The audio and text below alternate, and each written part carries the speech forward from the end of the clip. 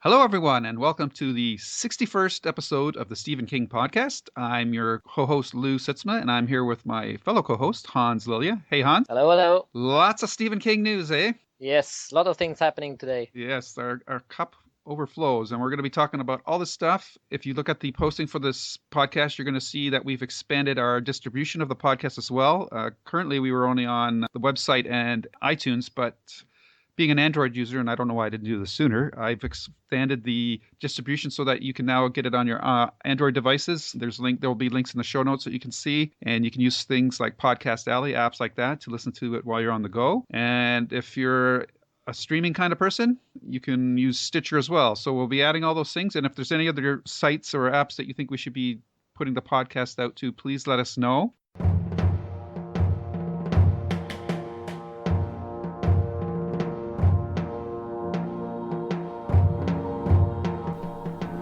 Welcome, welcome. Do not fear the door that lies before you. We will protect you. We are your guides, Hans and Lou, and we will give you the latest in Stephen King news. But before we do so, you must prove yourself worthy. You must open the door and join us in the Deathroom.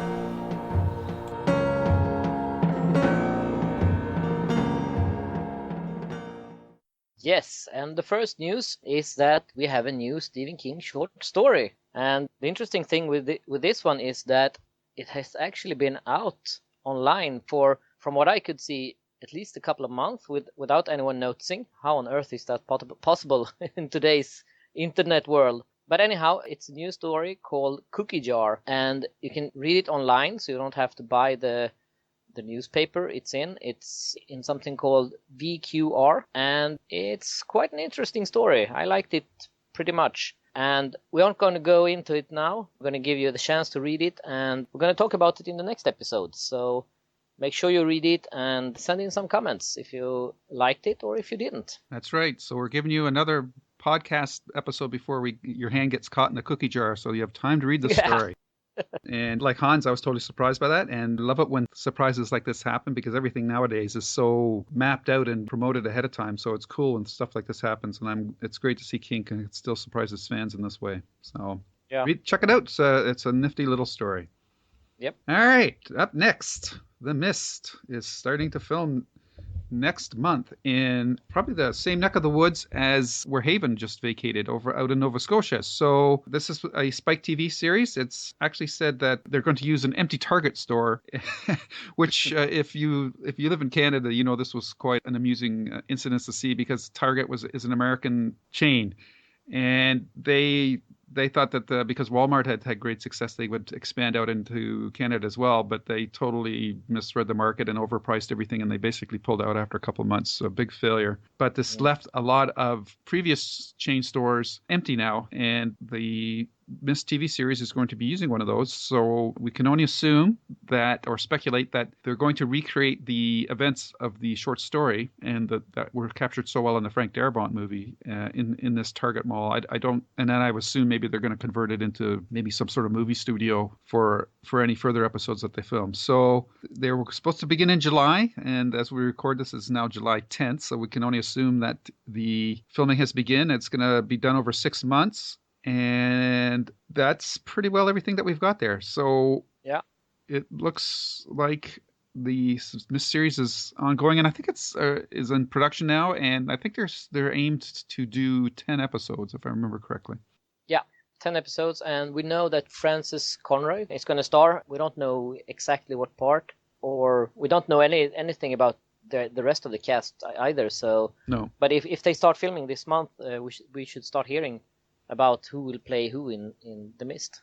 Yes. And moving on to the next TV show. This is kind of a surprise, and I don't really know what to think about it, but it's been announced that the breeding method is heading to TV. And I can't really see how they could create a TV show based on the breeding method. This is a story from different seasons. It's the only one in that, of those four in that one, that hasn't been turned into a movie yet. And for the previous three, which is Shawshank Redemption, Stand By Me, and Apt Pupil, at least two of them have been really successful. Apt Pupil, I don't think was that much success, but it's been filmed.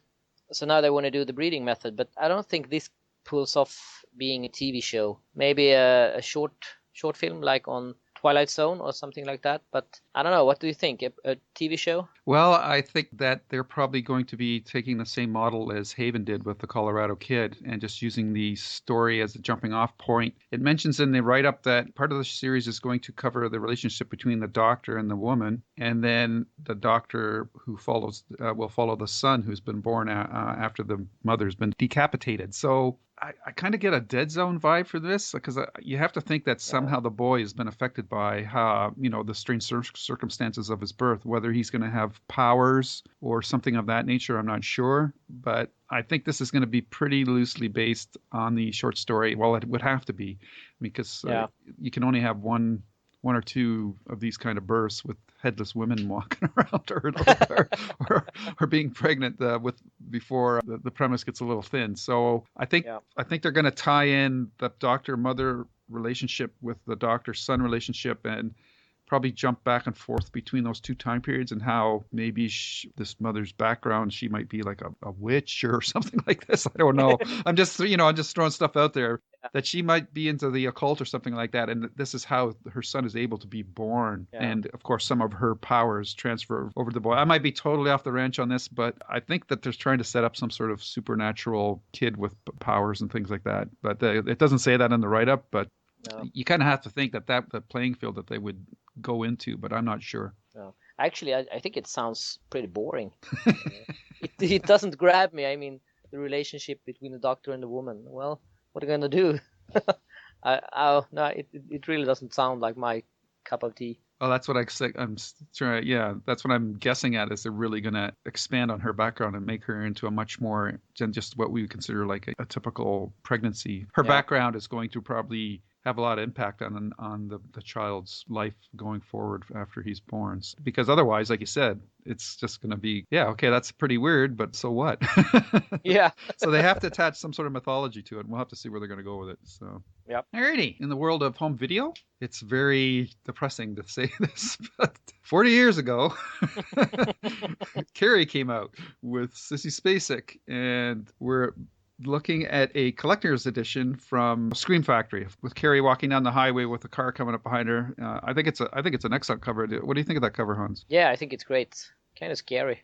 Yeah, and this is not just a re-release. This is a brand new scan. So it's going to be a 4K scan of the original negative. So for you people on the bleeding edge of home theater and television displays, you'll be able to see this even better than current Blu-ray resolution. There's a lot of interviews, all of them new, with the writer, the editor, the actors, Piper Laurie, PJ Soles, Nancy Allen, Betty Buckley, William Catt, Eddie McClure, and other behind-the-scenes people. Probably some older stuff with Sissy Spacek and some of the other actors. And they revisit the film's original shooting locations, which is pretty cool. They look at the Carrie musical, the original theatrical trailer, some TV spots and radio spots for the original movie, and there's some rare behind-the-scenes photos, and hopefully Stephen King is in some of them.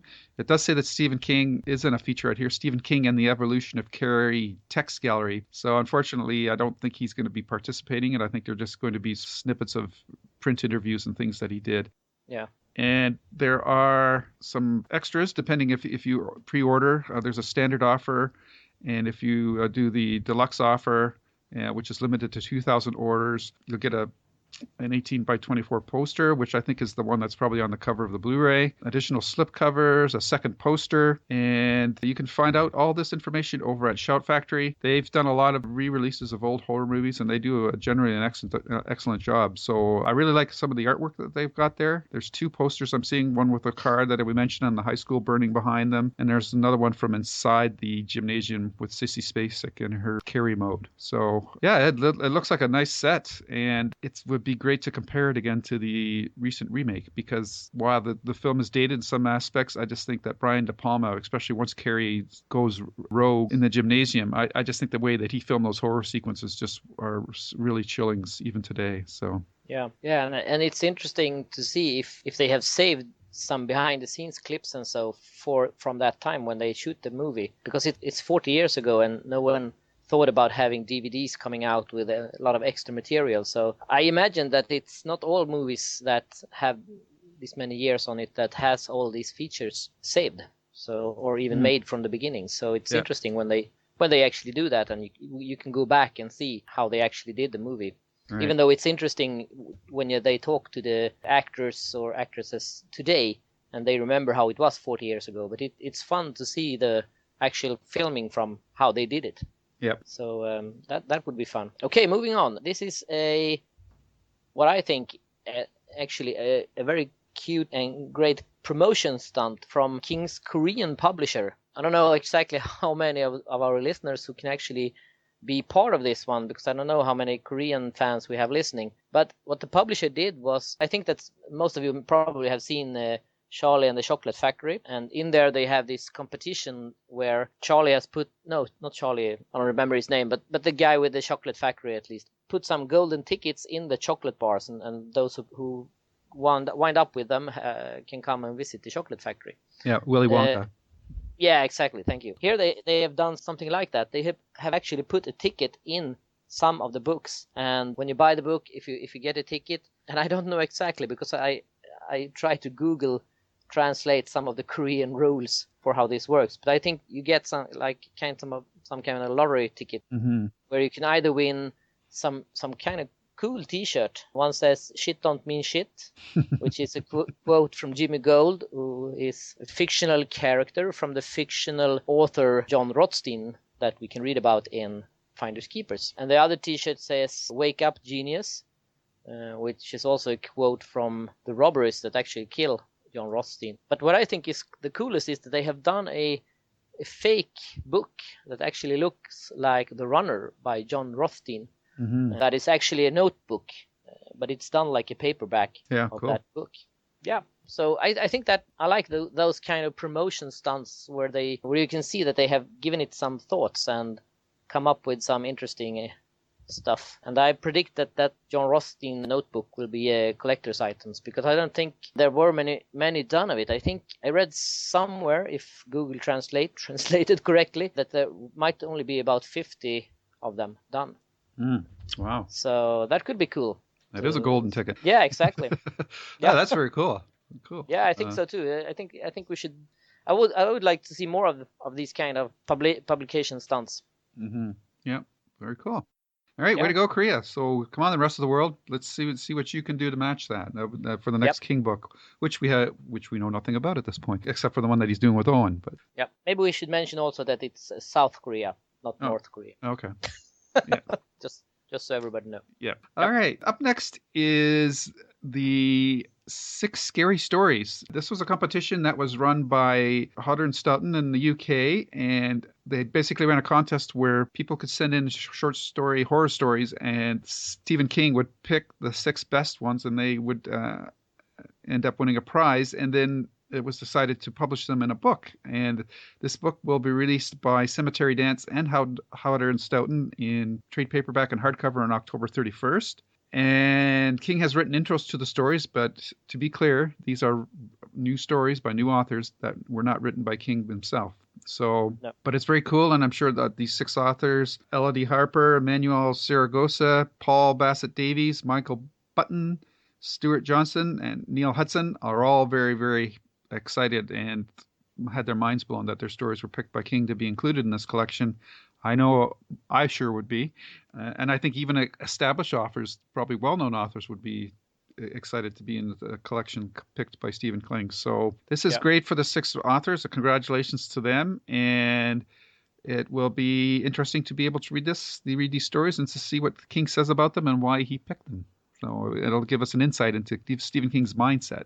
Yeah. Yeah, and I think if I've understood it correctly, the Hodder Stoughton edition of this will only be released as an ebook, and I think that one will be out in the end of August, and the Cemetery Dance edition will be out in October, end of October, and that one will be in hardcover and paperback. There you go. Okay, next up is the news that Skeleton Crew has been released as an audiobook that you can download, and as far as I know, Skeleton Crew hasn't been released on audio for until now, so everyone who's been waiting to listen to stories from that one can do so. And Entertainment Weekly has published some excerpt from it, where Michael C. Hall and Paul Giamatti, hope that is pronounced right. Giamatti. Giamatti, okay. Each reads from a story. So that is good. I don't know if it's going to be released on CD or something like that later on, or if this is just a download version. Mm-hmm. But so far you can download it and enjoy it. Very cool. Yep. And I think it was only ever released in a abridged version before, so this is very, very cool to get the whole collection done. And there's quite a cast, as you said, with this. So really looking forward to hearing this. And this might be a good pick for your first Audible book. So we'll keep that in mind. We had a couple of other items I just wanted to quickly cover that we didn't have on our news list. First up, and I mentioned this, Hans, and for any King fans out there who like It or Steven Spielberg type of 80s E.T. movies, there's a new series dropping on Netflix July 15th called Stranger Things. And it's an 8-episode series, original Netflix series that is going to drop all the episodes at once. So if you're into binge watching, you can sit down for 8 hours and devour this thing like a book. And it's got a real Losers Club vibe to it, even in the makeup of the kids in it, because there's one girl, there's one black kid there, and then all the rest are your white characters. So the trailers, the previews look really cool. This girl has some sort of powers, and there's some sort of government secret base and all this kind of stuff, and one of the kids goes missing. I'm really intrigued by it, and early reviews have been very positive for it. It's got 8 out of 10 over at IGN, so I'm looking forward to that. And Hans, have you seen the trailer? Yes, and I agree. It looks interesting. Mm-hmm. Hopefully they haven't just put the best thing in the trailer and that's the only thing that's good. So, but if the rest is as good as the trailer, it should definitely be worth checking out. Yes, it's kind of weird to see kids on bikes again. Yeah. That was such a part of the culture. I'm sure it is nowadays. They're all out skateboarding or whatnot at all those parks. But this looks really great. And the other thing that I wanted to mention that we hadn't talked about, Hans, and I'm sorry, I just crossed my mind now, is there was a cool thing that King did, and you can see it on Hans' site if you look under the June 29th posting, is King sent a note to the Literary Hub about a Scott Landian, who from as the fictional author from Lisey's story. They found his car and a 1974 Ford Falcon, and inside it there was a playlist of 1920 songs, and King has put that playlist together for you, and you can get it off of Spotify or make it up on Google Music or whatever that you want to do. And I put it together, and it's actually a pretty good playlist to listen to. So, and there's a nice two handwritten pages by King about it, and makes some references to one of the songs. Nobody can find a version of it. Maybe these are songs that were recorded in worlds just up the line from ours. And yeah, it's I think it's a pretty cool little thing. I know King's really into music, obviously. So I just wanted to bring this to everybody's attention. And if you put this playlist together and listen to it, it's actually pretty cool. Yep. Anything else for the news, Hans? No. Now we're going to leave and we're going to talk about a lot of photos that surfaced during the last couple of weeks. This is great. What's our job? We'd like drive around, pick up stiffs or what? It's time for reviews from the Nightshift. Yes, for 2 movies that are concurrently in production. Probably 2 of the biggest King projects, too. So which one do we want to do first? Are we going to flip a coin, or you just want to flip around? You can flip a coin. Do you have a coin? I don't. I hardly carry money anymore. I'm always using my debit card. That's a very Canadian thing, right? I don't know. Yeah. Let's start with It, I think. Sounds cool. And I have posted a lot of photos on my site. There are definitely more than I have posted because there are photos everywhere. But I think we're going to go from my site and check on the photos, I think. And Sure. then we can go from there if you want to go to any other sites or any other photos. Right. But I think the first photo was of the Losers Club, where we actually saw the entire cast. Right. And it's always hard to say when you see a bunch of kids that you haven't seen before. Haven't seen, or at least I hadn't seen anything they have done.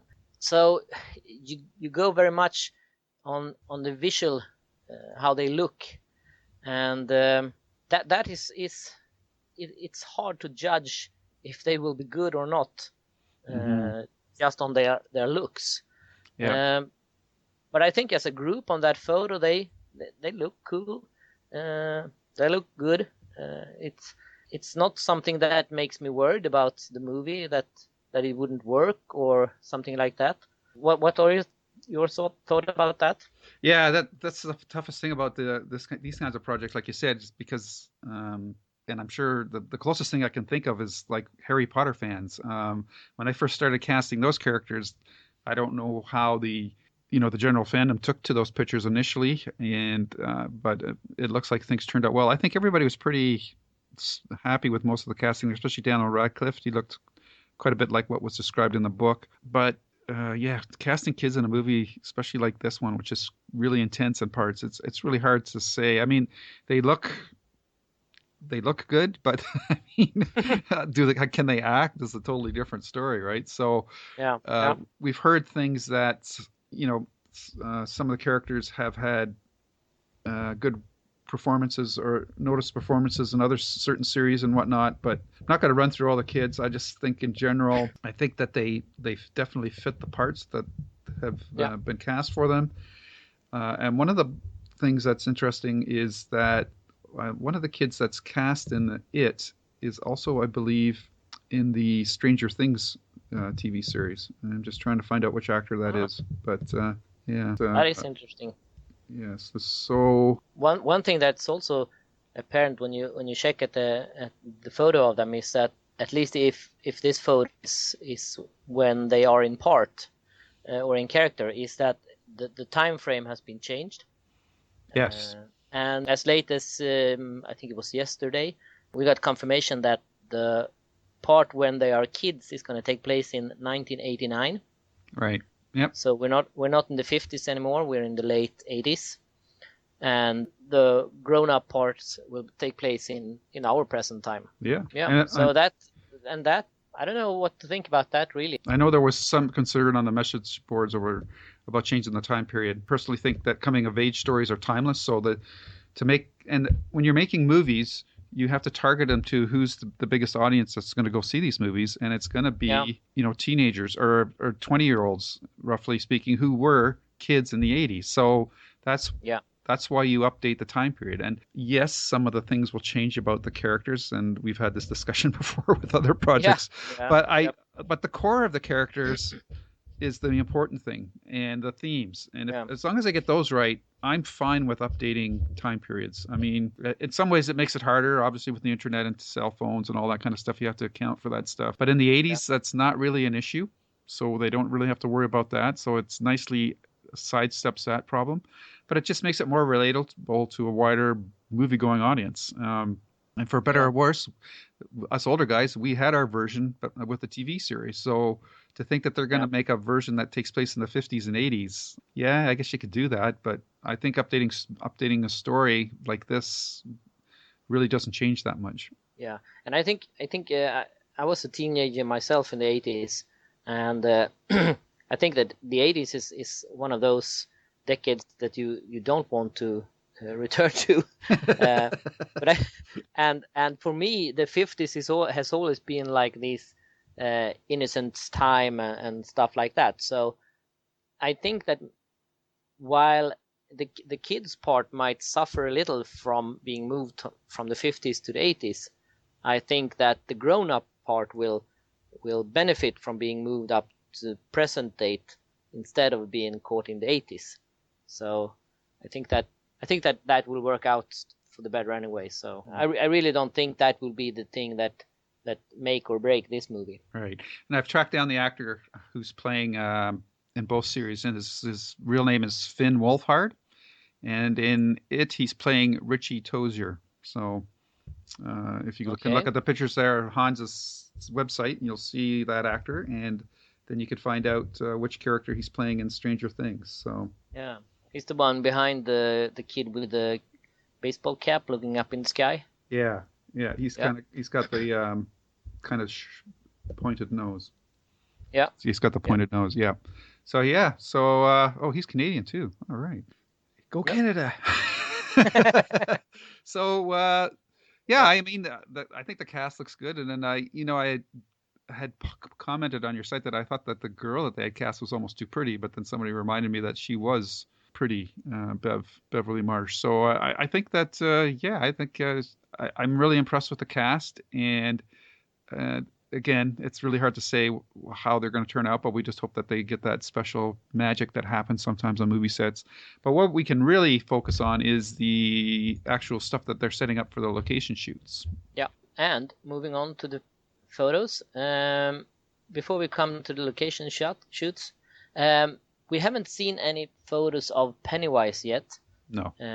We've seen a drawing, a sketch. Yeah, we've seen a drawing and a sketch, and that looks really awesome, I think, if that is an indication to where they're heading with this one.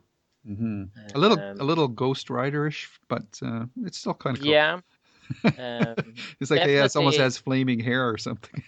Yeah, and definitely more horror than the one from the TV show, I think. Yes. But, well, I kind of like this one, and I think this one will be, if they go with that, I won't complain about that. Mm-hmm. We have also gotten a photo of I don't know what it's called, the logo or the title. Yep. What kind of letters they are using. Font, yeah, exactly. Yeah. And this one looks like it's been scratched by a nail or something like that, maybe. Yep, that's a good description. And I don't know. Actually, I think I prefer the older one that looks a little bit like it was painted, something like that. Yeah, with blood. Yeah, I don't know. And we've gotten some photos of people working on the show. And the director. We got one. Yeah, we got one from probably from the Barons with a dead girl's head. Yeah. I think it is, at least. We don't see much about it, but it looks like the person have quite long hair, so presumably it's a girl. I mean, sometimes I look at it, I'm not sure, is that a person or is that a doll? And you kind of flip back and forth, right? But yeah. Scary picture. Yeah, it's pretty creepy. Yeah. Then we have all these director's chair. Yep. With all the kids' name, and I actually saw a picture last night where there were chairs for all the kids, for the three bullies, and for Pennywise as well. Oh, okay, cool. So they seem to have shares for everyone. Mm-hmm. We have a photo of a sign that the Derry Police Department has set a curfew to 7 p.m. That's interesting. Yeah. We have a photo of Owen Teague and Stuart Hodges from the filming. Owen Teague is, of course, the same guy who played, what was his name in Cell, the kid from the school. I don't remember off the top of my head, but yeah, you probably know who I mean. But he wore a toque most of the time. Yeah. Yeah. The computer whiz kid. Yeah. And we have a picture of a statue of Paul Bunyan, who they are building. Which is awesome, because that was not in the miniseries, and hopefully it will come to life. Yep. And what struck me is that how the real statue looks? Oh, there's different variations of Paul Bunyan statues. But, there is. Okay, because I've actually seen the one in Bangor live. Okay. Many I remember. Ago. Yeah, I remember that. Yeah. And this one looks a little bit more cartoonish to me than I remembered that one. So I maybe there are different versions of him. Oh yeah, for sure. Because these are like handmade, so they're not like printed off an assembly line or anything like that. Ah, okay. So variations are going to exist depending on the artist's skill. So Okay. yeah, but it just seeing it included on the set gives you a lot of hope that they're going to actually film that scene. Yeah. Where he comes to life. So hopefully they are. It would be a waste of both money and time, I think, to just have him stand there. Yeah. Hopefully we'll see that. We have seen some photos of how they have changed some buildings. We have Dairy Scoop ice cream. Mm-hmm. We have Dairy Public Library. Yep. We have some City of Dairy sign. Yeah. And other stuff. There was one picture I saw where it was also confirmed that the time frame for the kids version is 89, because Lethal Weapon 2 and another movie, I can't remember the name of it now, were playing on the cinema. Right. Yeah. So that was the key to that one. Yeah. And we also have, this isn't any photos, but it might generate photos, because one site that I found had actually posted where they will be filming for all next week, right. Monday to Friday. So if anyone lives there, you can definitely try to get some photos from the set. Yeah. So I think that. Yeah. So most of the stuff that we were looking at picture-wise was from Port Hope, and there's a filming notice from Thursday, July 7th that you have there as well.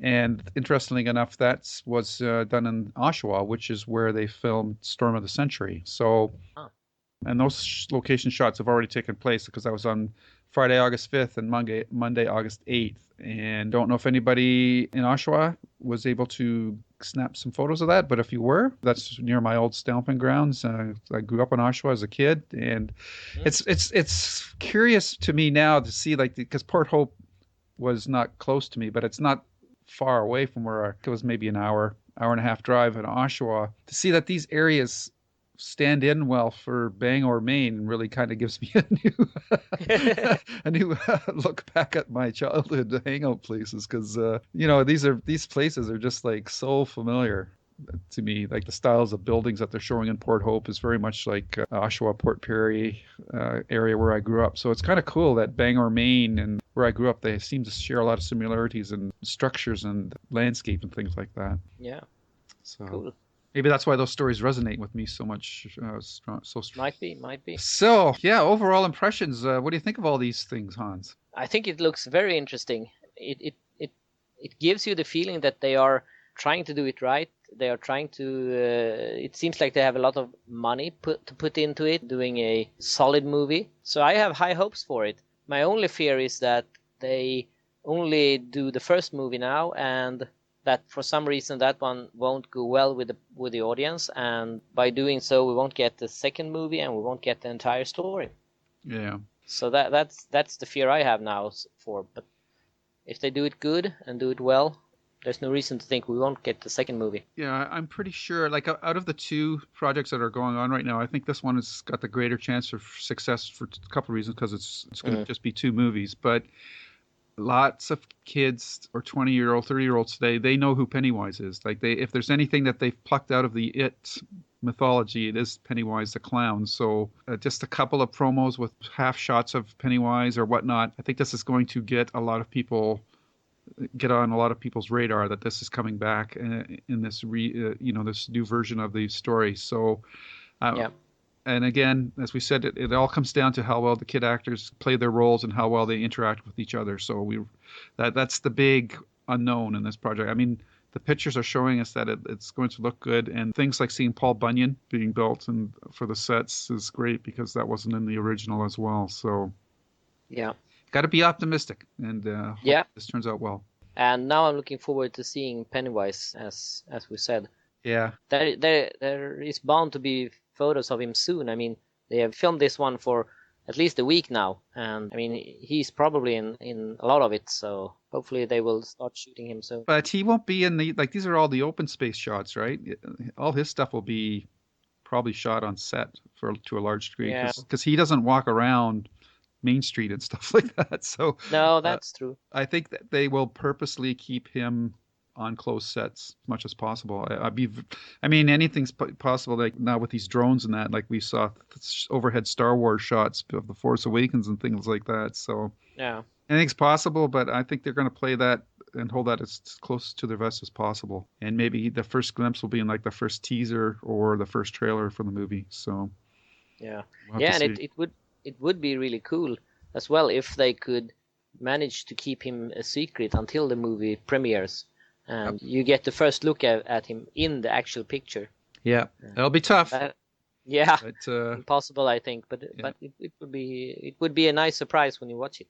Absolutely, for sure. Yeah. So head over to Han's site. We can't go through every picture or bit of news for this project and the next one we're going to talk about, because it's really cool to be a fan nowadays, because you just get inundated with all this stuff. There's tons of its material out there, and there's also tons of Dark Tower stuff out there, and we're going to go talk about the Dark Tower next. Yes, and there's almost like a competition between the Dark Tower and it, who can post the most photos from the set without giving it all away. Yeah.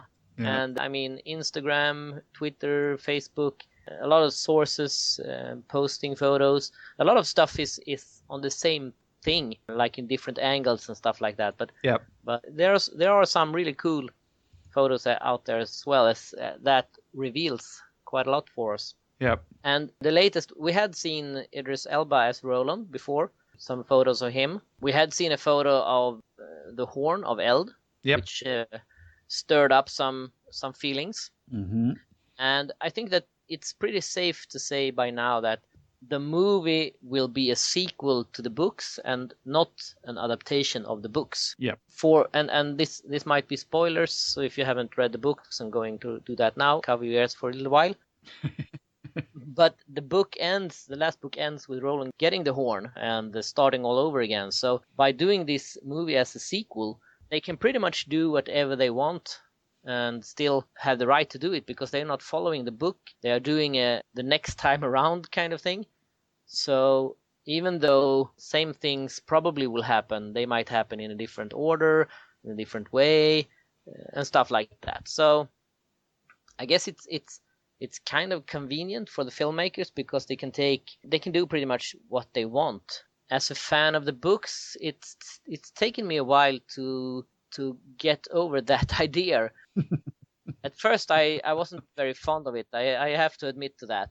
Right. But at the same time, I think that if they feel that they can't do a good enough adaptation of the books for some reasons, because they are too long or whatever reason, I think this is a good way to come around that and to do an adaptation that, if you have read the books, you will understand why it's different, and you will still recognize a lot of things that happen in them.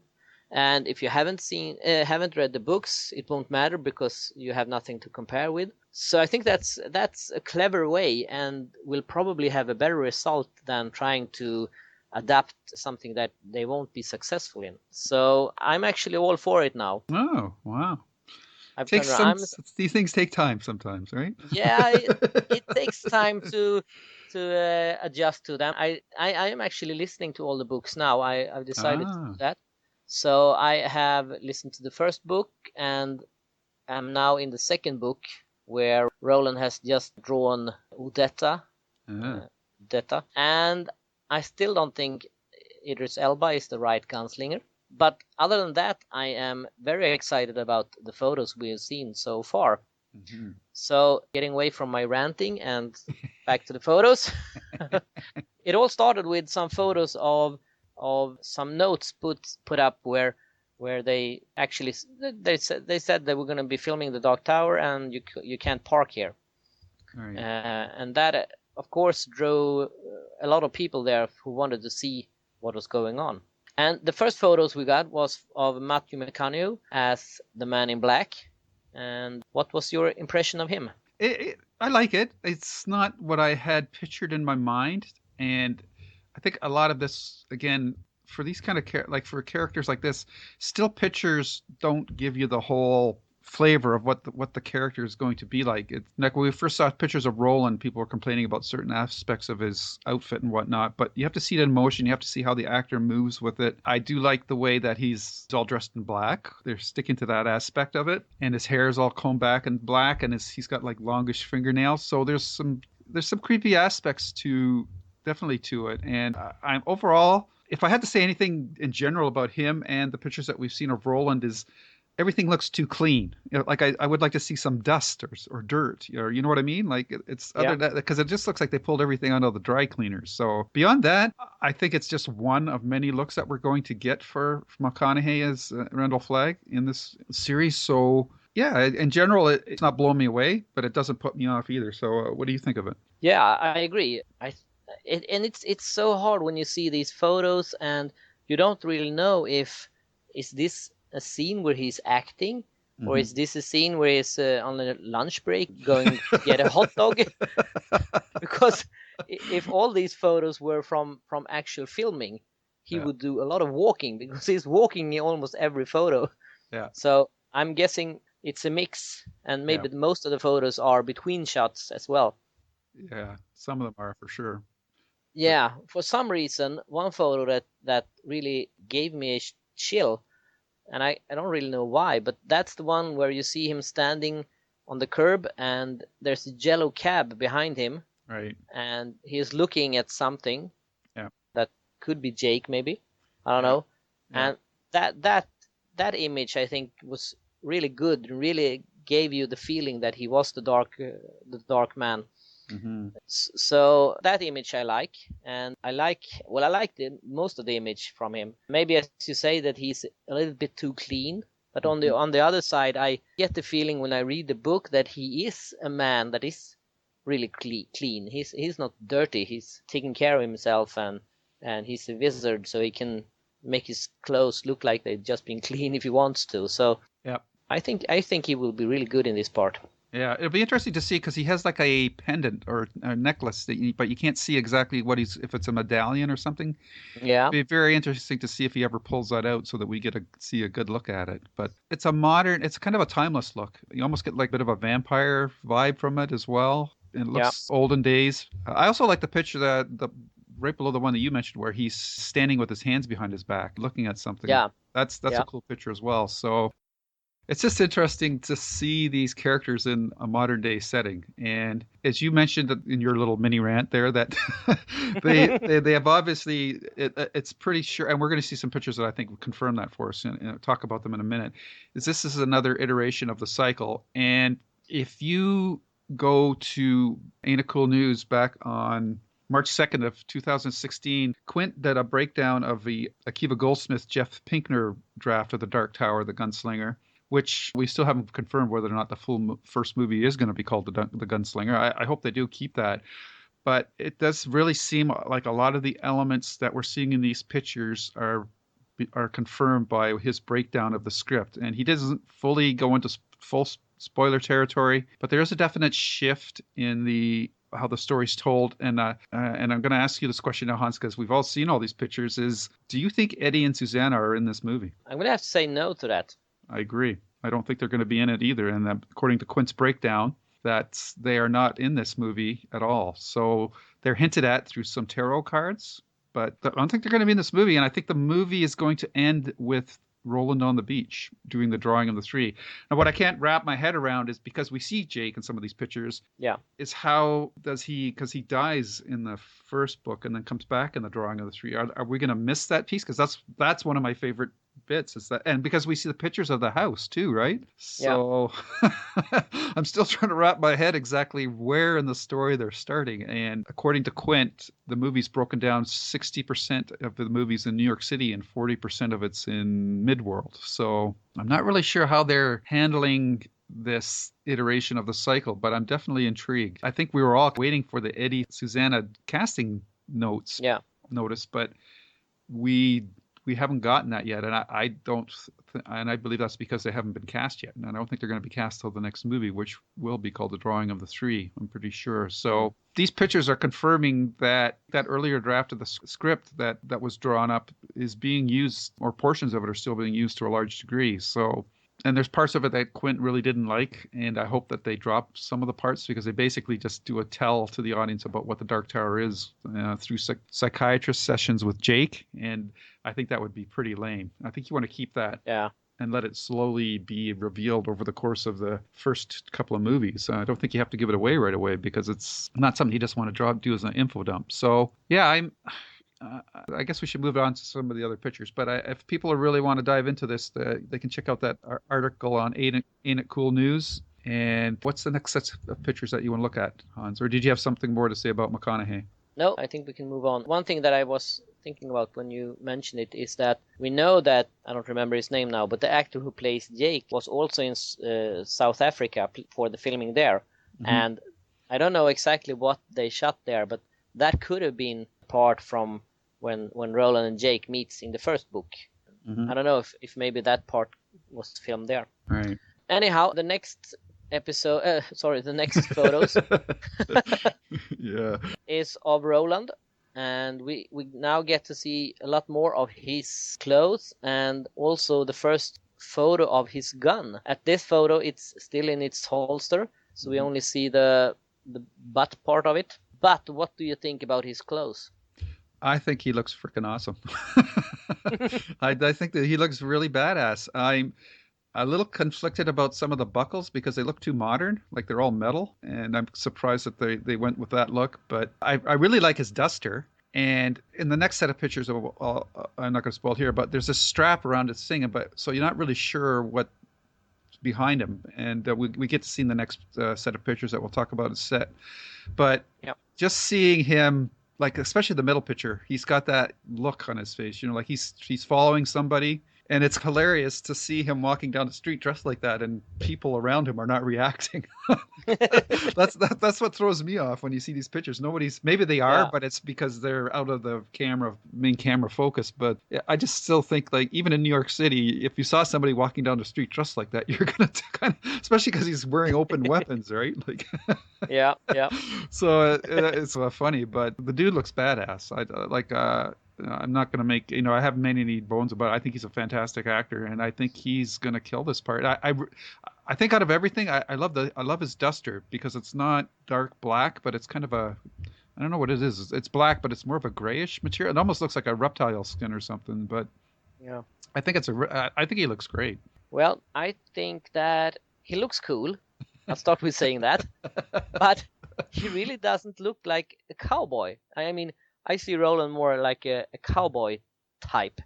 And these outfits are more like, read somewhere that someone compared him to Wesley Snipes in Blade. Yep.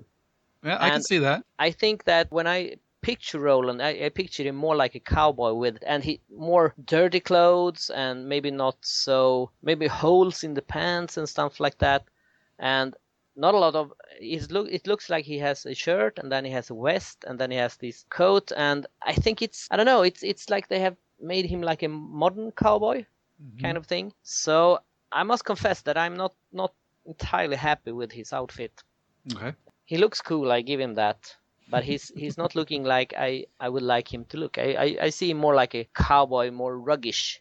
They have almost made him look too good. If you understand what I mean, he should look more wear and tear. I mean, he's been following the tower for ages, and the man in black, and gone through the desert, and stopped by the dry cleaning and get his clothes fixed, almost.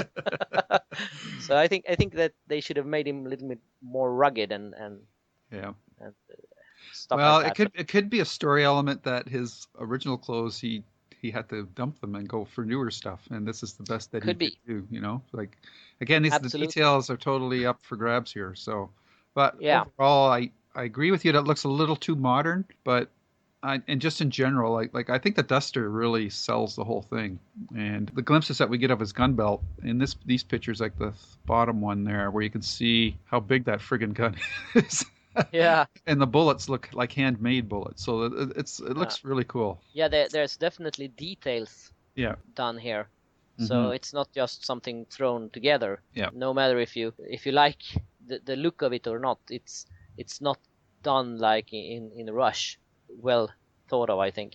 Yeah, and I think in this series of pictures, there was more than you've got up on your site. Then there was one where you just saw a kid in the background, and it's like, is that Jake? And then later on, we found out in the next set of pictures that yeah, that actually was him. Yeah, and one thing that this picture reveals as well is that if they would have followed the story of the book, Roland would be missing a couple of fingers here, right? Yes. Yep. And from what I can see, he has all his fingers left. So that is also a clue that they are not following the story from the book totally. And we really don't know. He might have all his fingers this time around. So because it would be hard to play a couple of movies coming up with pretending not to have any fingers left. They would have to constantly like he'd have to wear like little blue screen pinky finger glove or something like that, and they would have to constantly be taking that out, or he could just put on a glove or something too. But yeah, on that one hand. But yeah, it's really happening. Yep. And the next photos are kind of interesting because that is when Jake and Roland meet. Yep. And here it's hard to see. I guess these are all from actual filming because there's a camera guy filming everything. Mm-hmm. And from what it looks like is Jake talking on the phone and meeting up with Roland and giving him a hug. Mm-hmm. So that at least tells me that they have met before this scene. Yeah. Because I guess that not even in New York you just walk up to a guy with a gun and give him a hug. I would guess that they have met before. Yes. The thing that I'm trying to puzzle out here is the time period, because if this is a scene that they're filming and you see Jake, he's got like a pretty modern cell phone in his hand. So this must be taking place in present day. So they're changing the time period for that as well. I'll have to see how that plays out. I'm not quite sure. I didn't think they would. I mean, because we don't know what they're filming, but down the road. But you would think the time period thing they're going to be jumping around anyhow. So I guess just for ease of location shooting, they're sticking to the current day scenario. But that cell phone, unlike the cell phone that we've seen with Idris and his his shots, that cell phone is a big clue that they are taking that this is taking place in modern day times. Yeah. Which is interesting. And then this picture, we can see that Roland's got his gunny sack with him too, but we don't have any close-up shots yet of it. So no, pretty cool. Yes. And Jake looks already almost too old for me. Yeah, he looks like he's about almost 15, maybe. Yeah, it looks like he's almost a teenager, right? And, yeah. But that's something that's just going to happen anyhow. So yeah. Yeah, he'll be an old man by the end of the movies. Well, he'll be in his early 20s, I bet. Yeah, for sure. Yeah. Then we had a short film of some kids getting instructions, some extra kids. Really didn't say much. Just saw a man talking. But then we had a photo of a house, which is presumably the Dutch Hill Mansion, which is what Jake uses to go through to Roland's world. Yeah. And that is also something that we really don't know how it connects to everything else, because if Roland and Jake meet in New York, as I don't think that they do that in the book, do they? No, I don't think they do. If they do, you would assume almost that would be some way for Roland to draw Jake back with him, but apparently not, and he is using the house anyway. So we don't know really how they are going to connect those things and make them work, or how it is. Or maybe the part where Jake and Roland meet in New York is kind of a dream sequence, or... Yeah, no way of knowing. I want to say that the pictures of the house looks fantastic. Yeah. Yeah, the really wooden great. slats on the lower windows, the keep out sign, the iron fence with the spikes on the top. I think the house, if this is this Dutch Hill Mansion, I think they picked a fantastic spot for this. And I'm just really hoping that Jake coming through is portrayed as the way it was in the book after Eddie and Suzanne have been drawn already. But it's really hard to wrap my head around why this is already being included, unless they're doing pickup or shots for movies down the road that they know they're going to need. But I don't think they would do that. So no. I don't know how this is playing into the version that they're shooting, but they've definitely got my interest. But I just want to say that's a pretty close picture in my head of how that house looks. I think it's pretty cool. The next is a short clip where Roland and Jake is walking in New York, they're actually walking side by side. You can't hear much of what's saying or something like that. Yeah, too much background noise. Yeah. Yeah, but it's cool to see moving pictures Yep. of them. Then we have, this is actually not a photo, but I saw this now and I have to mention it. Okay. Beryl Evans, who is a fictional writer in the Dark Tower, who has written the book Charlie the Choo Choo, will actually come to Comic-Con Oh, cool. on Friday, July 22nd, and sign his book Charlie the Choo Choo, who will be a giveaway, as it seems. So all you have to do is show up, probably stand in line for a while, and get the book signed. So if you are there, you should definitely check that out. Who this Beryl Evans will actually be, we don't know. Maybe it's going to be Robin Firth. Yeah.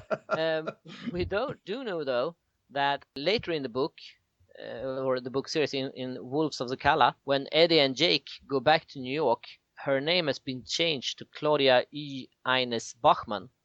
So and since that is King's pen name, I thought Tabitha should be there and sign. But that's just my guess, or my wish, I should say. Yeah. I really not believe that will happen, but it would be cool. Moving on to more photos, we have the sign over the Dixie Pig, which is a restaurant that isn't very human friendly. It shows up. Yeah. We have another photo of Matthew McConaughey walking again in New York.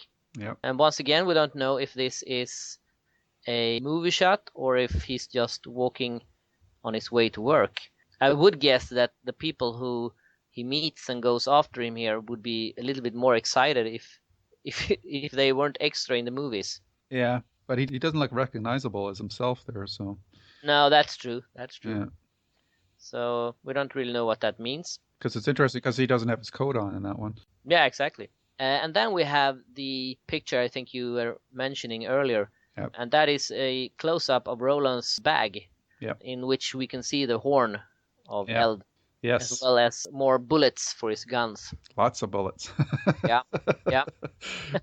That's pretty cool. And then we can see in the next one. We can see the guns. Yep. And I must say that I thought it looked a little bit thinner here than I expected them. Because in the book, which I'm comparing it to now, when Eddie grabs his gun the first time, he says that it's so heavy that he doesn't believe he will be able to lift it and pull it with one hand. So that gives you the impression that they are really heavy. And once again, you can see that they have been really detailed because they have the little mark on them and stuff like that. So while they are while they are really good and beautiful guns, I would have expected a little bit bigger guns maybe. I don't know. They look pretty big to me, and the barrels, like you can see how thick they are, right? Yeah. That's pretty cool. I'm quite happy with those guns. I think they look very good. And on that photo, you can also see more of the buttons mentioned earlier, or the entire vest. Yeah. And I don't know. It doesn't say cowboy to me. Yeah, it looks pretty modern. It's interesting. Yeah. Moving on, the next photo is Elba running in New York instead of walking. Yeah. And hardly anybody's paying attention to him. No. That's a picture where it really stands out, like. Yeah. I think there's one old guy sitting on a box, maybe he's looking at her, and then there's a woman with a white T-shirt. She seems to be looking at him, but everybody else is just kind of like, yeah, whatever. It's New York. Yeah. Yep. Then we have a photo of the trailers that they are staying in. We see one for Jake, and it looks like it's a big production, definitely. There's one truck with a trailer that seems to be only for Jake. Yep. It's a little bit fun that if you look at the doors on the trailers, they look almost like small cabin doors. Yeah. That you expect to see on little wooden houses maybe. Yeah. So that's kind of cool, I think. Yeah. But I can't imagine how they can fit all this. I mean, if everyone has a trailer like that, and you have Jake, and you have the Man in Black, and you have the Gunslinger, and everyone else, I mean, they must occupy blocks to get the room for all this. But I guess that's what you need when you do a big production. Yep. And the next pictures are quite interesting. This was actually sent to me by a guy in Mexico who had found them online, so they hasn't moved shooting to Mexico. But this actually seems to be photos taken while they filmed the movie and not just standing and waiting for things to happen. Right. And here we can see Elba walking around. We can see some smoke, some rumble. I guess looks like some parts of a house might have fallen down. Yeah. You can see more Rubble. smoke, and we can see Roland. He looks like he aiming his gun and shooting maybe someone. Yep. As well. And one interesting photo is, once again, we see the Dixie Pig, and on the door we see the sign of the Crimson King, which we haven't seen any photos of before. Mm-hmm. So that's interesting. We know that he will be in the movie in some form or some way, or at least mentioned, I guess. Yeah. And we see the Dixie Pig sign again. Wouldn't mind pulling that one down and having in a living room. Actually, I think it's really cool. Yeah, it looks out of place in New York City, but yeah. Quite grim, I think, but I like it. Yeah, and the red. I don't know if they painted the wall especially to make it that red like that. I imagine they did, but yeah, it looks really ominous. So dangerous. Exactly. So I think that was the photos we had. Yeah. What's your impression? Well, beyond trying to figure out how they're rearranging events, I am pretty happy with everything that they're showing so far. Like, are there some things I wish were a little less modern looking, for sure, but in general, I think especially the set dressings and whatnot are looking great. And I'm glad to see like the Crimson King's eye. And it's really hard to know what they're framing in some of the shots. So some of the shots you're looking at saying, I don't know if that's going to work or not. But then when you see it in the film, it's like, okay, now I see what they were doing. Yeah. But yeah, it's really happening, and I'm very, very pleasantly surprised with everything that and happy with everything that's. I mean, I think as you and many others are still trying to digest Roland being portrayed in this particular manner, that's probably the hardest part to get around. But I'm really happy with everything I'm seeing in these pictures and excited. And I can't, just like the It pictures, I can't wait to see these two movies. Yeah, I agree. And even though I think I overcome the part, I think we have the Roland we have now, and it's no use to moan about that anymore. We have what we have, and from the photos I've seen, I'm actually really excited about this one. And I think, as I mentioned, that it's a really good move to do this as a sequel to the books. Yeah.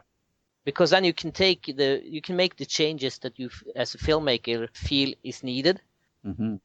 You can still surprise the really die-hard fans who knows the books from page 1 in the first book to the last page in the 7th book, without they know exactly what's going to happen. And by doing it this way, you can surprise them well. And by having King involved with this, as I assume that he is in some way, they can even add stuff that isn't in the book. They could add the Jericho Hill thing. They can come up with a different ending to the story that won't be another repeat after that, a more definite ending if they would like to do that. And so I have accepted that this is a sequel to the books, and I think that is a good move that I think everyone is going to benefit from. But I think also that it's important that the filmmakers make that statement so that everyone knows that this is a sequel to the books. We haven't adapted the books. Don't expect the movie to be an adaptation of the books. Because I think if they do that, the people who go watch it will not have that expectations that it will be exactly as in the book, and be disappointed. Yep. So I think it's important that they state that this is a sequel. Yeah, I agree with you. I think it's a lot like the Star Trek reboot from 2009, where they started with the new actors and they set up this alternate timeline so that all the stuff that happened in the original timeline for the fans of the original series, all that stuff still happened. None of that's lost. Everybody's happy about it.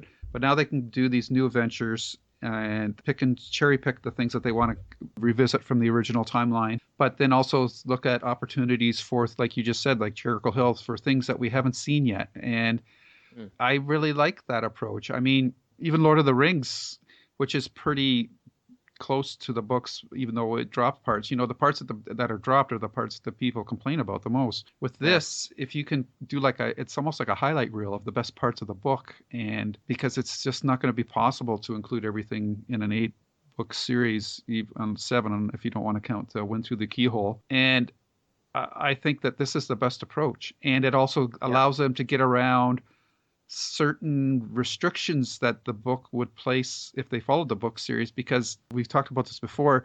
Westerns don't play that well in theaters anymore, and to start the movie series with the way the book starts, a lot of people aren't going to go see it because they're going to look at the clips and say, oh, that's a Western. I don't want to see a Western. Yeah. But if they start in modern day and they do that thing where King talks about in stories where you hide the seams between what's real and what's fantasy, so that what the reader or the viewer doesn't notice the moment when you start crossing over into the fantasy thing, I think that's a good approach to go with this movie. Set it in a modern time, and then you can give us the stuff from the first book and whatnot. But at that point, hopefully the audience is into the characters, that they're willing to go wherever the story's going to go, whether it's science fictional or Western or horror, because now that they care about the characters, if it becomes a Western, they're going to be cool with that. So. Yeah. And it'll be interesting, too, because in regards to the casting of Elba as Roland, there's also another Western coming out, which is a remake of The Magnificent Seven. And that's the lead in that is Denzel Washington as a cowboy. So that might clear the path for some of the issues or resistance that people are having to trying to picture this actor playing as a cowboy. And I'm hoping that will happen, because my personal feeling is that the things that people are going to talk about the most in this movie will be more like the details of the movie. And I think that once they see Elba as Roland, that'll become a non-issue, much like when Michael Keaton was cast as Batman, or Heath Ledger was cast as a Joker, or Ben Affleck as Batman. I think Elba as Roland will be a non-issue once they see him in the character. And I think there'll be more issues about, well, they didn't do this part, or they changed the order of this thing, or this detail is missing. I think those will become the bigger issues than the actual cast will be. So yeah, I'm really pumped about this, and I still have to pinch myself to say that there's a Stephen King movie with Matthew McConaughey and Idris Elba in it. Like, it doesn't matter what the story is. It's just the fact that you got these two actors doing a Stephen King story together just blows my mind. I do have a little bit of a worry about McConaughey being cast, and not because I don't think he can do it, but I just think fundamentally that character is much more of a behind-the-scenes character that you don't see a lot of. So I don't know how they're going, because by bringing him in more actively into the story, you change the story as well. So I'm hoping that he's going to be maybe doing a lot of shape-shifting or something, and taking over parts that other characters and playing those parts, and being more actively involved in trying to impede Roland's progress to the Dark Tower. And I think the other casting news, that we haven't seen too many pictures of the other actors that are playing, like the Tahine and that. I think that's going to be a similar situation where in Shawshank Redemption they collapsed all the wardens into one character. I think they're going to set up a lot of these characters that we didn't expect to see until the later books as the villains right from the beginning, and carry them through the series, so that we don't have like a revolving door of bad guys. It's going to be like a set group, so the audience can say, oh, those are the bad guys. Something bad's going to happen. I think they're going to carry those characters and make them also more active, and that's why we're seeing glimpses of them now, or mentions of them now, instead of in the later movies. So we'll have to see how it plays out. But so far, so good. Got my fingers crossed and hoping that it all turns out well. And it's hard to believe then just over a year we'll be sitting in the theater to watch this. Yeah. And it's interesting because they are involving all these characters already now, as you mentioned. I wonder what kind of contracts they write with those characters, because if they now are in this movie and plans are that in, say, the third movie they are going to have a big part, that movie won't be done in maybe like 3 years, and who knows where those actors are by then. They might have made it big and are playing James Bond or something like that. So and won't care about this movie, and that would be a really letdown if they build this character in 2 movies, and then when he's going to bloom out, he's off playing James Bond or something like that. Well, I'm sure that they would have provisions in their contract that these Dark Tower movies would have priority over anything else that they do, and they of course would work with any other projects to accommodate schedules as much as possible. But when they sign a contract like that, I'm pretty sure that who's ever running this running this franchise is making sure that these actors will be available regardless of how big they get down the road. Yeah. And, you know, that you've seen that with other franchises like Jennifer Lawrence with the X-Men and things like that. And she got big, and yet she still had to fulfill her commitments to the X-Men movies. And these characters are more supported characters. So if one drops out, I mean, the chances of all of them dropping out because they all get famous are pretty slim. But if you lose one or two, I don't think people are going to notice that too much. No, but they can always work around that. Yeah, I don't think that would be a big an issue. Like the biggest issues would be, of course, if Elba and McConaughey and Jake's Eddie and Susanna, if those actors weren't locked in, that would be a bigger issue. And I'm sure that the commitments for Elba and McConaughey is part of, and this is part of the reason why these two actors ended up getting these roles, is because they were willing to make those commitments. Other actors may have been approached and just said, I can't lock myself down to something like this, that restrictive. But I think for McConaughey, it was a great move because he's been playing mostly heroes in his career, and this will give him a chance to do like a Heath Ledger Joker impact on his career. And for Elba, he's been nibbling at the door for a long time for various, as you mentioned, he's been mentioned in terms of someday might be playing James Bond. And he's had second level status on other franchises like in Thor and the Alien series and whatnot. But this is the first chance for him to be like the headliner. And this is, any actor would just, beyond the commitment, I think would die for a role like this because it covers so many different genres, and so there's so many different opportunities for him to flex his acting muscles, being an action star, yet there's a lot of heartstring tugging type of material in here. So it's funny how it takes years to get to something like this, decades to get something like this together, but then once it starts, it just flies like a train going down a hill down on train tracks, right? So it will be very interesting to see, assuming that they will do a second movie, when that will be announced. If it will be before they premiere this movie, if it will be just after, or if it'll be close. They will have to let this run. At the latest, it will be after the opening box office weekend, because they'll know right then and there whether they're going to make their money back or how much they're going to make, right? Because you make 60% of your box office money in the first weekend. So, which is why I'm glad that they're not releasing this like in the summer or in December against like a Star Wars movie. So it's either January or February, and they've picked February so far, which is, I think, is great because that's a quieter month, greater chance of success for them. So that means that if we haven't heard anything about and beginning of March next year, then we're cooked. Well, you know, they might be mulling it over if it's okay, like what happened with Pacific Rim. Yeah. Got okay box returns, but not enough to get excited. But it wasn't really until the film was released in foreign markets that it made its money back. And then they finally announced it, especially like China's becoming such a big box office market. Now, I don't know how big The Dark Tower is in other countries, though. That's the problem. I mean, beyond the States and the UK and Europe and that, I don't know how well this franchise plays in other markets. So it all depends on how much money they're spending on this first movie. If they're keeping it tight, and if they're trying to keep it like under 200 million or 150 million, then you got to hope that they would make their money back and see that there's enough here to keep going. But yeah, we'll know by opening box office weekend. If they don't announce it before then, it'll be fairly soon after that, especially if it's good or if it makes its money back. I don't know what they're projecting its box office at, so that'll be, these are all things that we'll find out how well the movie is tracking when it gets closer to release. Yeah. It was interesting here in Sweden when the books were released. They released book 1 and 2, and then they stopped, and they didn't release them until all 7 books were out. Oh, wow. In Swedish. So you had to wait if you want to read them in Swedish. And actually, Wind Through the Keyhole hasn't been released yet. It will be released next year as it looks now. Oh. So it's fairly safe to say that the Dark Tower isn't a big issue here in Sweden. Well, I think this is part of the reason why it's taken so long for this project to get off the ground is the Dark Tower might be Stephen King's magnum opus, but it doesn't have the same penetration in the culture that Lord of the Rings or Harry Potter or any of those other series that lend themselves to be turned into franchises. So I think Dark Tower is this first movie really has to accomplish a lot, and that's why I think they're changing the timeline and getting away from making it seem like it's a Western, because it's not. It's so many other things, but you have to get the people in the seats first, and then you can start showing them this other stuff. Yeah.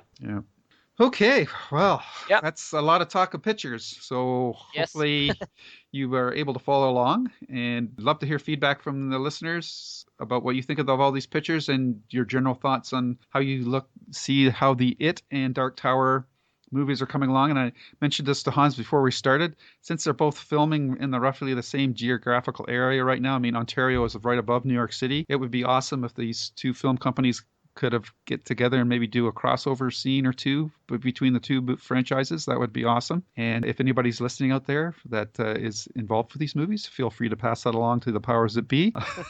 It would be, even if just Roland walks along across the street or something like that in Bangor, Maine, or Derry, Maine, or something like that, that would be awesome. Yeah, there's actually one actor who is in both these movies. Oh, who's that? It's the guy who played Henry Bowers in It. Okay. I don't have his name right now, but he played Henry Bowers in It, and he plays also. I think he only plays a friend of Roland. Jake. Oh yes. Okay. Yeah. Yeah. I know who you mean. Yeah, because Yes. he was up for the role of Jake too. So he was tweeting about that he was bummed that. Exactly. Yes. Yeah. Yeah. And I can understand that he's bummed about that. Here's his name. He's called Nicholas Hamilton. All right. So he played Henry Bowers in It and Jake's friend in The Dark Tower. So probably he won't be in that many scenes in The Dark Tower, but I mean, who can say that they are in two Stephen King movies the same year? So Yeah. that's pretty cool, I think, even though he didn't get the part as Yeah. Jake. I think he plays a bully or something. Henry Bowers is a bit of a bully, isn't he? Yeah, in It, He's he definitely is. Yeah. He's tripping Jake in class or something like that. Ah, you mean okay. Henry Bowers is who he plays in It, Okay. and he is one of the bullies. Yes. I don't know exactly who he plays in Dark Tower. I thought from his tweet that he was a friend of Jake, but I don't know exactly. They probably just meant classmate or something like that. But we'll Yeah. see. They might change it, made him a friend instead. Yeah, so it's, even though we're only getting one Stephen King book this year, there's so much news. It's just been kind of mind-blowing and impossible to keep up to it. There's actually too much content right now. Trying to look at all these pictures and whatnot, it's a full-time job. Yeah, exactly. Yeah. Pictures are everywhere about them, so it's interesting to Yeah. see it. It's definitely a new version to promote this stuff, even though it's not officially promoted from the studios. I'm sure they are aware of this buzz that this is creating and loving every second of it. Yeah. Yep. Alrighty, so there you go, folks. I hope you found that enjoyable. And for our next podcast, Hans, what are we going to be doing? It's review time. We're going to talk about the new story that we mentioned earlier, Cookie Jar. So, and you can read that one. It's a fast read. You can read it in one sitting. Mm-hmm. So you can follow along. And we are going to talk about the new book, And the Watch, the last book in the Bill Hodges trilogy, to see how it all ends. That's providing, of course, there's not a ton of more photos for us to go through again, but we'll see. Yep. That's the plan, at least. That's the plan. But yeah. Until next time. Stay safe. But stay scared. The end. Bool. Yeah.